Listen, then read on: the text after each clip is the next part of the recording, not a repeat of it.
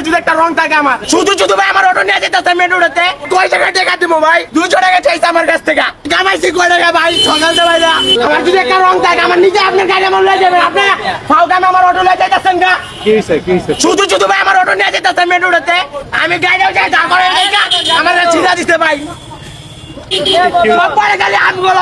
আমি ভাই গাড়ি লইছি গাড়ি লয়ে কিছু করি আমার কোনো রং নেই আমার কোনো দোষ নাই শুধু শুধু ওরা সামনে থেকে আমার গাড়ি হেঁটে ধরে ফেলাইছে ধরে আমার গাড়ি ওরা ডাম্পিং এ দিতে চাইতেছে ওরা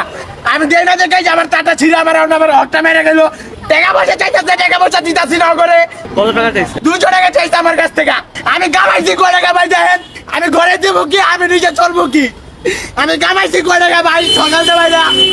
কোন আমি কয় টাকা কামাইছি আমি দেবো কয় টাকা করে কোন কই থেকে আসছিল ডাম্পিং করতেছে তাহলে ডাম্পিং এর আইন দেয় মানুষ এরা এরকম করতেছে কে কয় জায়গায় দামো ভাই কয় জায়গায় টাকা দিব ভাই কাজের একবার টাকা দিছি শান্তিনগর মোড়ে একবার টাকা দিছি আবার টাকা কয় জায়গায় দিব ভাই কোন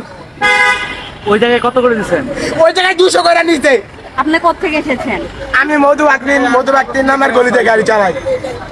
ধরছে কোথায় আপনাকে ধরছে কোথায় এই জায়গায় কেবল এই জায়গায় মুখে একটা 30 টাকার একটা ট্রিপ নামাই দিচ্ছি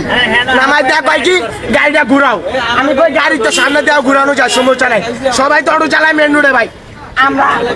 যত গাড়ি আছে এখন সবই অটো তো অটো তো মাইজেক বাইরের দেশে তো অটো ব্যাটারি ম্যাটারি যে আমাকে বাংলাদেশে তৈরি করে এটি হারা আনতে পারতাছে আর রোডে গাড়ি চললেই অন্যায় ঢাকা শহরে তো অটো রিক্সা চলা নিষেধ ভাই অটোরা যারা চিন্তাই করতেছে অটো দিয়া এই যে আপনার একটা উদাহরণ কইলেন আপনি অটোতে চিন্তাই করতেছে আমার অটো খুলে চেক করুক কি আছে ভাই গাড়ির ভিতরে কোনো কিছু আছে আমার চেক করতেছে যে আমরা রাষ্ট্রের হিসাব বুঝি ওই মেট্রো দিয়ে একদিনও যায় না ওটার ভিতরে যদি আমার বিনিয়োগ থাকে এবার ভাগ করে দিতে হবে নাইলে আমার লেগে জিনিসের দাম কমান লাগবে নাহলে কান ফাটাই ফেলাবো এবার অন্য হিসাবে চলবে দেশ তোমার লেগে ব্যয় করছে তুমি দিবা আমি কেন দিব ডিজেল ভর্তুকি দিয়ে আনে যারা জ্বালায় তারা দিবে আমি কেন দিব আমার গাড়ির বিদেশি বোঝা কেন আমার তো ব্যাংকে কোনো নামই নাই এই মেয়ে কোনো ব্যাংকে আমার নাম নাই আমি বিদেশের কাছে কিভাবে দানা হইলাম দেশবাসীর কাছে 100 বার বলছি কেউ তো প্রশ্ন করে না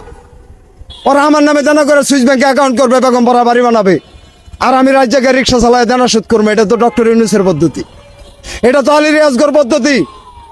এটা তো ওই যে ওই মজুমদারদের পদ্ধতি এটা তো আমাদের পদ্ধতি না এটা তো গণতন্ত্রের পদ্ধতি না গণতন্ত্র তো সুষম বন্টন তোমার ঘরে খাবার থাকলে আমার ঘরে থাকবে কম অথবা বেশি